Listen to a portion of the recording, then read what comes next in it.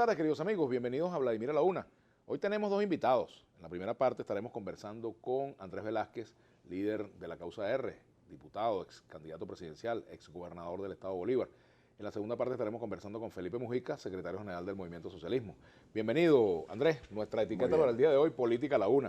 Vale. Bueno, y hablando de política, la rectora principal, presidenta del CNE, Tibisay Lucena, ha anunciado el cronograma electoral para las elecciones regionales de diciembre.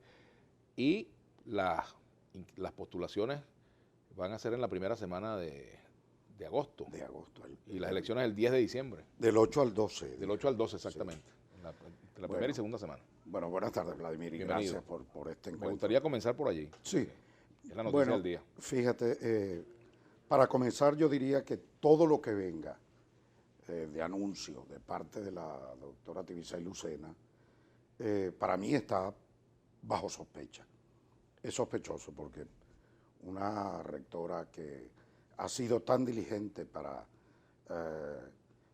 no observando la Constitución, convocar o acompañar un fraude constitucional como el que está llevando adelante con esta falsa constituyente para complacer una operación política del presidente Nicolás Maduro.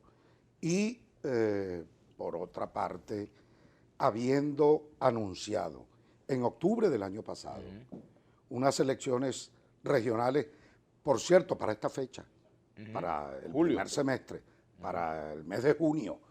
Entonces, y que sencillamente sin son ni ton desaparecieron del cronograma electoral, no se concretaron, y teniendo por delante la convocatoria de una constituyente que, como ellos han anunciado, es una suerte de suprapoder que puede despachar de un solo tiro, suspender ese tipo de elecciones anunciadas. Bueno, puede creer uno en un llamado como ese. Definitivamente tiene que dudar de ese llamado. Lo cual no quiere decir que no se preparen, ¿no? Bueno, por supuesto. Ese es otro problema. Pero hoy... Si por no creer no se preparan, pues lo va a agarrar el computador, como decían antes. Sí, pero hoy yo creo que el país, y aquí esto es un asunto muy serio, aquí hay que ver y analizar primero lo que el país en su conjunto, en su gran aspiración tiene, en esta lucha en la que está enfrentando una dictadura, un fraude a la Constitución, donde está planteada, de acuerdo al artículo 333, la defensa y el restablecimiento del hilo constitucional, donde están en duda estos poderes públicos que, como el Ejecutivo, el TSJ y el CNE, tienen una suerte de maridaje o abrazo para echar adelante fraudes a la Constitución. Bueno, todo eso tiene que ser tomado en consideración. En el caso mío en particular, bueno, todo el mundo sabe. Tú eres aspirante a la gobernación. Que soy candidato. ¿Qué vas a hacer tú, por ejemplo? A la gobernación del estado Bolívar, pero hay prioridades. Estamos dando una lucha en este momento y tendremos que sopesar eso de acuerdo incluso a la opinión pública mayoritaria del país. O sea, tendrían que hacer incluso una consulta, una encuesta, algo harían. Algo, pero aquí ahora, ningún candidato puede ir contra la voluntad del pueblo, porque yo creo que precisamente ese es el plomo en el ala que tiene y por la cual es para mí uno de los factores que tiene esta mal llamada constituyente o falsa constituyente, tiene el plomo en el ala y es para mí un ave de vuelo corto. Tiene vuelo corto porque está convocándose contra la voluntad del 90% de los ciudadanos, pero más aún está convocándose sin consultar al pueblo venezolano. Entonces, pero fíjate tú, eso es un elemento definitivamente que echa por tierra y que para mí derrota políticamente ya de una manera previa esa propuesta y que por esa razón también tendríamos nosotros que ver en consecuencia la decisión que vamos a tomar. También uno pudiera pensar, Andrés, que esta decisión del CNE de anunciar el cronograma electoral pudiera obedecer a que existan dudas con respecto a la viabilidad técnica o política de hacer esa constituyente. Es una cosa que se me ocurre. Sí, podría ser, pero para mí está claro, aquí hay un juego muy malo, dañino, contra el país y contra la Constitución por parte del régimen y con estas instituciones acompañándolo, que lo primero, lo que tengo que poner por delante, tal como te lo he dicho, que eso para mí no tiene credibilidad, eso está bajo sospecha, con una con una constituyente o una falsa constituyente, que ya uno ve los anuncios que van haciendo por allí algunos, que vienen a acabar con una Asamblea Nacional, que vienen a acabar con la fiscal, que están poniéndole días contados a diversas instituciones, que están poniendo días incluso en libertad para algunos de los parlamentarios. Imagínate tú, en medio de esas condiciones esto tiene que ser muy bien sopesado. La Mesa de la Unidad Democrática se toma su tiempo para discutir todos estos puntos, por ejemplo, para evaluar el resultado de estas protestas, para evaluar si deben continuar bajo el mismo formato o deben cambiar de formato, en fin. Hay una discusión, ustedes como parte de la Mesa de la Unidad Democrática discuten estos temas. Se discute, pero tiene que ir más a fondo, porque yo, tal como acabas de tocar un punto importante, creo que tú tienes que tener, en este caso, para no hacerte repetitivo, para no hacerte cansón con el tema del tipo de protestas que realiza, tener, bueno, en este caso creatividad, ver dónde, de qué manera escalas la protesta, dónde tiene mucho más eficacia, mucha más efectividad, mucha más contundencia, para que el régimen entienda definitivamente que aquí hay necesidad, frente a esta crisis humanitaria que tiene el país, frente al hambre que está viviendo la población venezolana, frente a la falta de medicamentos, frente a la falta de salud, frente a la inseguridad, frente a la falta del gas. Bueno, yo he visto protestas de gente en la calle atravesando las bombonas por falta de gas. Bueno, frente a todo esto, ¿cómo transversalizas todos estos intereses que tienen y malestar que tiene el pueblo venezolano? De repente en un barrio la protesta es por la falta de gas o por la falta de comida, bueno, que pasó en Vargas, ¿no? Y no tanto por oponerse a la constituyente. Pero ¿cómo te metes? O el caso de aquí de Vargas y el de aquí de La Vega. Ajá. ¿Cómo transversaliza, cómo unifica todo eso? Todo eso yo creo que es necesario analizarlo. Se viene haciendo, pero creo que hay una necesidad, y lo podemos decir públicamente, se hace y tiene que profundizarse porque tenemos que ser mucho más asertivos. Ahora, Andrés, la negociación política. ¿Hay espacio, hay margen para una negociación política que permita, por ejemplo, bueno, aún en medio de este conflicto, encontrar algunas maneras de evitar que vayamos hacia un escalamiento de la violencia, de la represión, de muertes, en fin? Yo hago una distinción entre negociación y diálogo, porque el gobierno habla de diálogo, y me gusta más el término negociación. Es que ya, bueno, sí. Sí, porque el término diálogo... Bueno, sí, hay tres etapas, diálogo, negociación y acuerdos, ¿no? Sí, imagínate, ya el diálogo está como demasiado rayado, el gobierno se encargó de descalificarlo. Tiene lo que llama mala prensa, ¿no? Sí. Que yo creo en eso, pero bueno, entonces, la palabra está... yo hablaría más de una negociación. ¿Crees en eso? ¿Crees que se puede hacer? Por supuesto, eso sería lo lógico, pero no veo en este instante con quién. No tenemos interlocutor. ¿El gobierno? No, el gobierno no es interlocutor, el gobierno nunca lo ha querido. El hecho de que se hayan establecido acuerdos. Ellos dicen lo mismo casualmente, que no hay con quién hablar en la oposición, que por eso convocaron a la No, yo creo que aquí había de anteojito, Vladimir, un hecho concreto, importante, que cuáles son las formas de dialogar y de participación del pueblo. Las elecciones.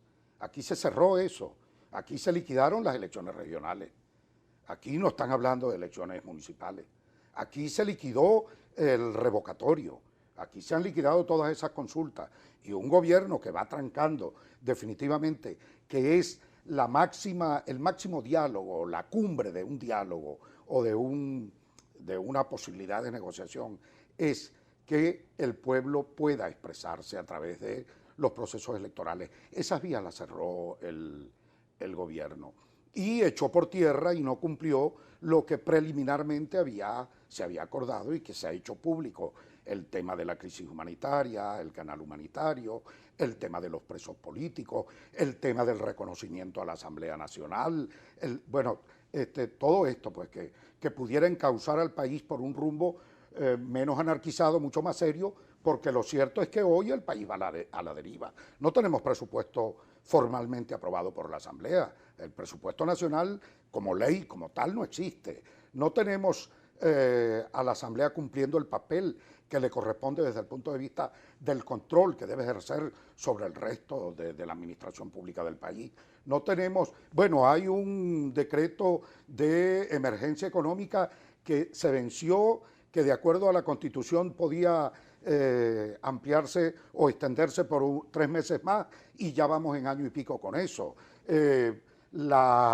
el TCJ sustituye y usurpa las funciones o lo que tiene que ver con la responsabilidad de los parlamentarios, y de ñapa ahora son capaces de usurpar al pueblo, incluso en su derecho soberano de convocar a una propósito constituyente. de eso, hay un tuit que me envía un tuitero que se llama @jomique. Dice, ¿por qué la MUD no apela al artículo 71 de la Constitución con mayoría simple de la...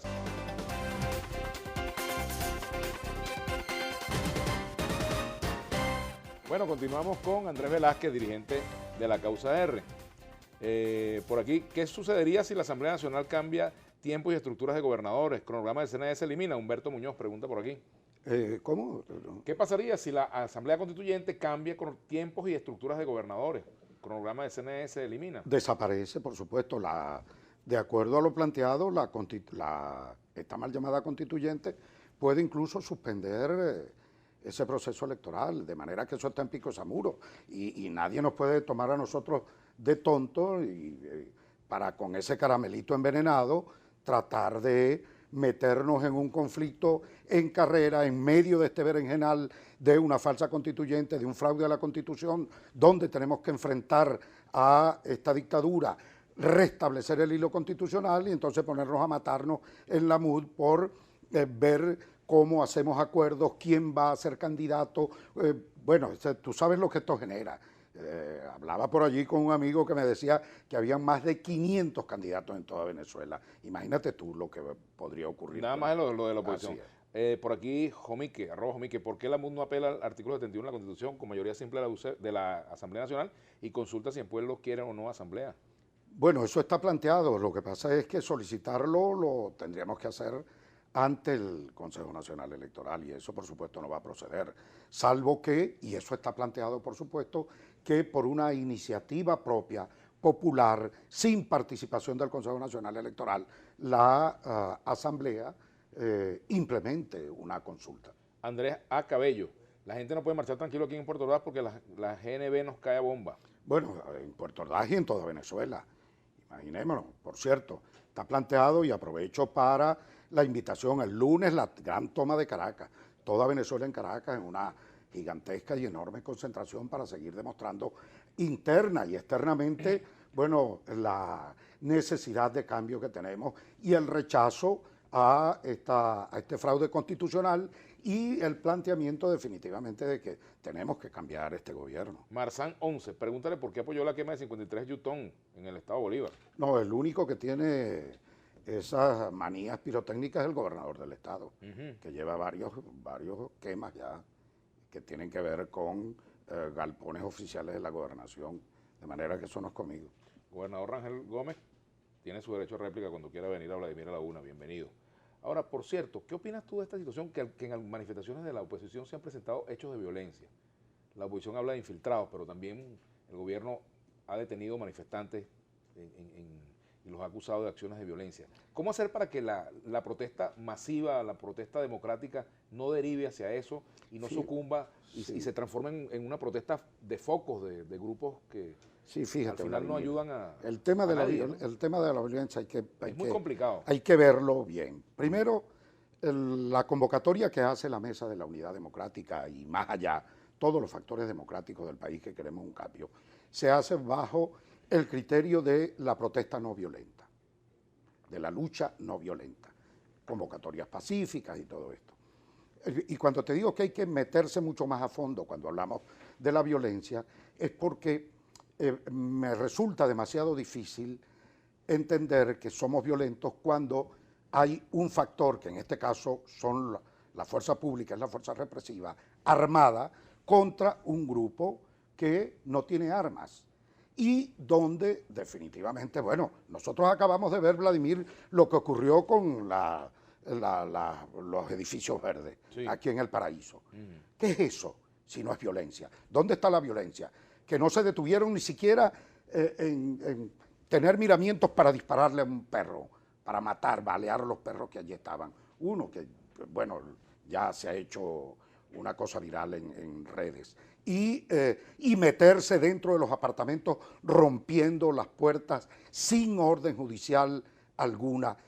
Esa es la violencia que se ejerce de allá para acá. Y por supuesto, yo agregaría a esa violencia una todavía mucho mayor, Vladimir, que tiene que ver con una suerte de violencia de Estado, que tiene que ver con la vida misma del ciudadano. Ese ciudadano que pasa hambre, que se está muriendo de hambre, que no tiene con qué comer, que no encuentra comida, eso es violencia de Estado contra el ciudadano. El ciudadano que va a un hospital público y no es atendido, eso para mí yo lo asumo como un acto de violencia de un Estado que tiene la responsabilidad de atender a ese ciudadano y finalmente terminan muriéndose en la puerta de un hospital porque no tienen ni siquiera un medicamento, o si tiene que tener una intervención quirúrgica no lo puede hacer porque no hay insumos en los hospitales para atenderlo.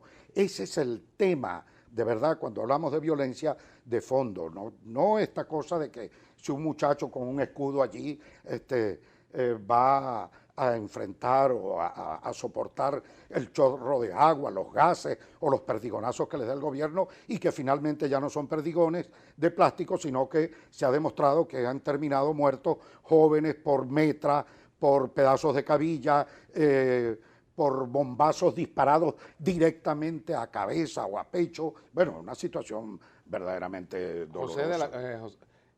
José de la Cruz, Venezuela, la Constitución busca el diálogo ante cualquier acto violento y la Asamblea es el mejor. ¿Está de acuerdo con las guarimbas? No podemos salir de nuestro sector Maracaibo. Pregunta Parroquia Chiquinquirá, dice Johnny González, te pregunta. No, yo no hablo de guarimbas. Yo creo que aquí hay, a diferencia de lo que se calificó como guarimba en el pasado, hay una masificación de la protesta extraordinaria. Yo diría que si hay alguna diferencia con las guarimbas del pasado, es que hoy hay un país en rebelión democrática, rebelión ciudadana. Eso es lo que hay ahora y es la diferencia, que se extiende por toda Venezuela y que tiene una razón específica importante. Rafael Infante, qué triste que Vladimir Laguna filtre mensajes. El señor Andrés Velázquez es un derrotado de la Revolución Bolivariana. La Asamblea Nacional Constituyente va. Yo creo que tú estás viendo otro canal nuestro, ¿viste? Así es. Entonces leemos tu mensaje. Así es. Bueno, no, y yo diría que lo que dice este señor de su mal llamada constituyente, yo puedo afirmar hoy aquí que esa es una constituyente políticamente derrotada, que no la quiere el 90% de la población, que no fue consultada, que hay ciudadanos en este país a lo largo y ancho de toda Venezuela que tiene más de 70 días en la calle, que jóvenes han dado su vida enfrentando eso, en desacuerdo con eso, y para que se convoque elecciones, que es la forma del pueblo participar de forma directa en una negociación o en un diálogo. Una mal llamada constituyente que no tiene la aprobación de la comunidad internacional también se opone absolutamente a esto, y que ha generado a lo interno de las Fuerzas Armadas un desacuerdo terrible, un malestar terrible, y dentro del propio PSV, gente que se identifica como chavismo, se ha rebelado contra esto. Bueno, imagínate tú, un país que está en esas condiciones frente a una propuesta como esta, indica una sola cosa, que esa propuesta políticamente está derrotada. Bueno, ellos dicen que van para adelante con eso, pero eso no tiene vida, como se dice en el argot popular, cuando hay una confrontación o una negación o un rechazo tan contundente como el que el país muestra. Manuel Vélez, Vladimir Laguna, tu programa tiene los días contados. Bueno, cuando uno llega al mundo, tiene los días contados, no se sabe cuántos son. Todos tenemos los días contados, nadie es inmortal, ni los programas. Seguimos, la mayoría del país no apoya la unidad, sino que es antigobierno. ¿Qué se le propone para que apoye la unidad? Alejandro Don Mar. Yo creo que hay que tener comprensión de que dictaduras y regímenes como este, en la cual vemos todo tipo de abuso de poder y violación de derechos humanos, tiene que ser enfrentado de manera unitaria. Y ya no hablo solo de la mesa de la unidad democrática y los factores políticos que en ella participan. Hablo de todo un país.